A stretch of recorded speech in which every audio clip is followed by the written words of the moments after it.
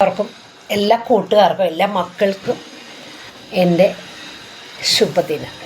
Good morning. ഞാൻ ചെറിയ ടിപ്സുമായിട്ടാണ് വന്നിരിക്കണതെന്ന് ചില വീട്ടുകാര്യങ്ങൾ പറയാനായിട്ട്. എല്ലാവർക്കും അത് അക്സെപ്റ്റ് ചെയ്യണമെന്നില്ല. ഞാൻ എൻ്റെ ഒരു ചെറിയ അഭിപ്രായമാണ് പറയുന്നത്. നമ്മൾ ഒരു ദിവസം തുടങ്ങുന്നത് ഇപ്പോൾ ഓഫീസിൽ പോകുന്നവരാണെങ്കിൽ നമ്മൾ ചിലവർ 6 മണിക്ക് എഴുന്നേക്കും, ചിലവർ 5:30 എഴുന്നേക്കും, ചിലവർ 5 മണിക്ക് എഴുന്നേക്കും, ചിലരാണ് നേരത്തെ എഴുന്നേക്കും. ഞാനൊക്കെ എൻ്റെ മക്കളൊക്കെ ഉള്ളപ്പോൾ 4 മണിക്ക് 4:30 എഴുന്നേക്കും. ബാങ്കൊക്കെ കൊടുക്കണതിന് മുമ്പ് ഞാൻ എണീക്കും. പിന്നെ മക്കളൊന്നും ഇല്ലെങ്കിൽ ഒരു 5 മണിക്ക് ശേഷം എഴുന്നേക്കുള്ളൂ. എന്നാലും നമുക്ക് കൊണ്ടുപോകാനുള്ളതൊക്കെ നമ്മൾ റെഡിയാക്കണമല്ലോ. ലഞ്ച്, ബ്രേക്ക്ഫാസ്റ്റ്, പിന്നെ വീട് ക്ലീൻ ചെയ്യണം.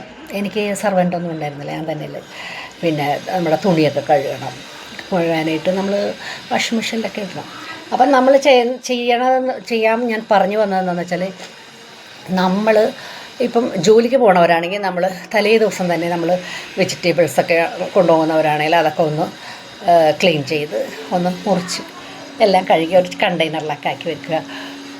സമയം കിട്ടുന്ന പോലെ ഉള്ളിയൊക്കെ പൊളിച്ച് വെക്കുക, തേങ്ങയൊക്കെ ചിരണ്ടി കണ്ടെയ്നറിലാക്കി വെക്കുക. സൺഡേ ദിവസങ്ങളിൽ അല്ലെങ്കിൽ ഹോളിഡേയ്സിന് അതൊക്കെ നമ്മൾ ചെയ്ത് വെക്കാം, നമുക്ക് എളുപ്പപ്പണിക്ക് ചെയ്യാം.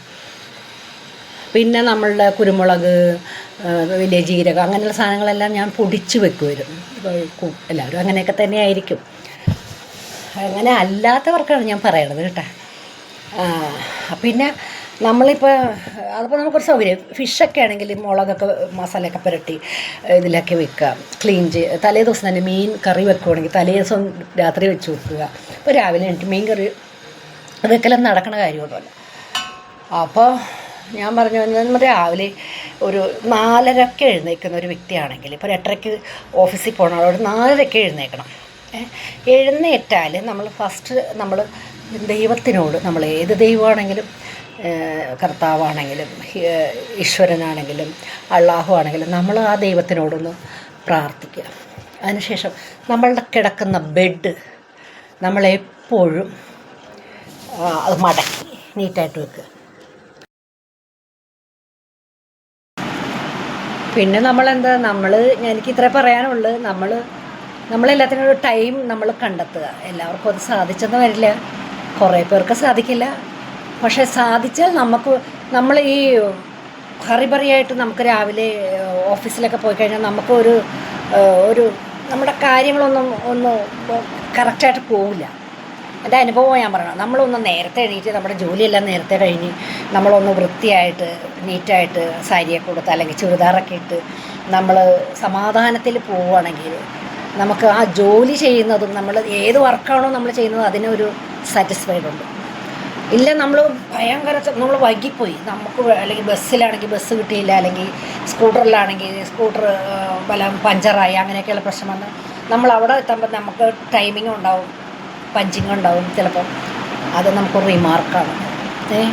ഒരു ദിവസമല്ല, 2 ദിവസമല്ല, 3 ദിവസമല്ല, ഒരു 10 ദിവസം ആകുമ്പോൾ നമുക്കതൊരു റിമാർക്കാണ്. അതൊന്നും ഇല്ലാതെ നമ്മുടെ ടൈം നമ്മളൊന്ന് മാനേജ് ചെയ്യുകയാണെങ്കിൽ നമുക്ക് ഈ ജോലിയും ഭംഗിയായിട്ട്, നമ്മുടെ വീടും നമ്മുടെ മക്കളും നമ്മുടെ ഭർത്താവും എല്ലാം നമുക്ക് ഭംഗിയായിട്ട് സമാധാനത്തോടെ സന്തോഷത്തോടെ മാനേജ് ചെയ്യാൻ പറ്റും. ഞാൻ ഇത് പറയുന്നത് എല്ലാ മക്കൾക്കും നല്ല രീതിയിൽ മനസ്സിലാവുമെന്ന് ഞാൻ വിചാരിക്കുന്നു. അതാണ് ഞാൻ ഉദ്ദേശിക്കുന്നത്. അപ്പോൾ എനിക്കറിയാവുന്ന ഒരു ചെറിയ ഇത് ഞാൻ പറഞ്ഞതാണ് നിങ്ങളോട്. എൻ്റെ അഭിപ്രായം ഞാൻ പറഞ്ഞതാണ്. നിങ്ങളതെല്ലാവരും നല്ല രീതിയിൽ എടുക്കണം കേട്ടോ. ഓക്കെ, എല്ലാവർക്കും ശുഭദിനം. ഹാപ്പി ആയിട്ടിരിക്കും കേട്ടോ. Okay, by.